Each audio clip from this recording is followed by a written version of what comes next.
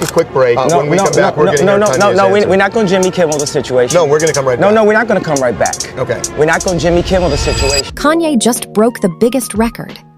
For the last few years, Kanye West has existed in a strange position where every headline is either about controversy or another bridge being burned. That's why his Istanbul concert has shocked even people who don't like him.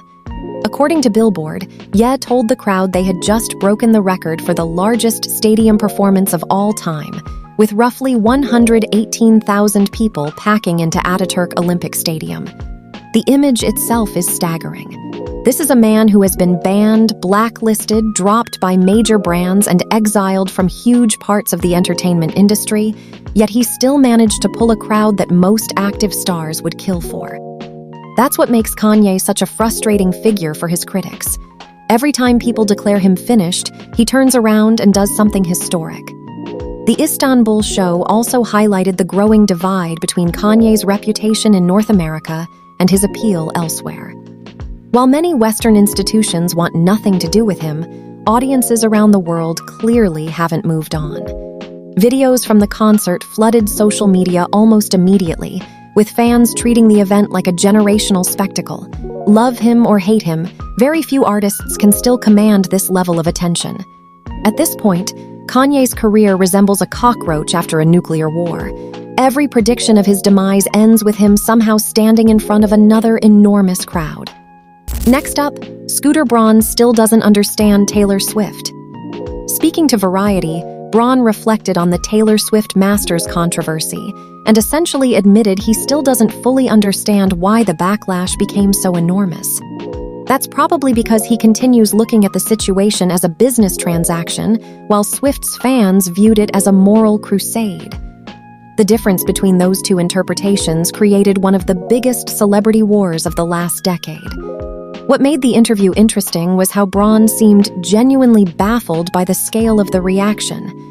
He spoke positively about Swift, claimed he never intended harm, and suggested he wished things had unfolded differently. The problem is that public perception has already been cemented.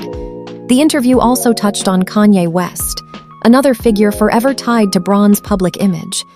It's almost comical how Braun keeps finding himself connected to some of the most explosive celebrity feuds of the modern era. Even Sydney Sweeney somehow made a brief appearance in the conversation. Yet no matter what other topics come up, everything inevitably circles back to Taylor. And now, Jay-Z finally decides to empty the clip. While everyone else argued online, released diss tracks, or fought on social media, Hav generally acted like he had more important things to do. That's why fans lost their minds when reports emerged from Roots Picnic claiming he took shots at practically everyone. According to multiple outlets, Jay-Z's fiery freestyle included apparent references aimed at Kanye West, Drake, Nicki Minaj, Dame Dash, and several others. The reaction was immediate because people simply aren't used to hearing Jay-Z this direct anymore. The Kanye lines attracted the most attention given their complicated history. Once upon a time, Kanye treated Jay like an older brother and mentor. Today, the relationship appears completely shattered. Drake's inclusion was also notable considering the ongoing fractures within the rap industry following the Kendrick-Lamar war. Nicki Minaj catching strays surprised many fans as well, though it fits a broader pattern of tensions between Roc Nation and certain artists. What makes the whole thing fascinating is that Jay-Z rarely speaks publicly when drama erupts. Because he stays silent so often, every line gets analyzed like a government document. Social media immediately began dissecting lyrics, creating explanation threads, and arguing over who got hit the hardest. Some fans loved seeing a more aggressive version of Jay return. Others felt the billionaire mogul should be above this kind of public score settling. Either way, the performance achieved exactly what any great rap moment should.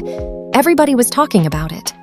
After years of carefully managed public appearances, Jay-Z reminded people that beneath the business empire and corporate image, he's still one of the most dangerous rappers ever when he decides to get something off his chest. And finally, obsession just humiliated Star Wars. Disney probably expected The Mandalorian and Grogu to dominate headlines after becoming the first Star Wars film in 7 years. Instead, The biggest story at the box office became a tiny horror movie called Obsession. According to Forbes and multiple industry reports, the low-budget horror phenomenon managed something almost unheard of by increasing its earnings during its second weekend while the Star Wars machine struggled to generate excitement.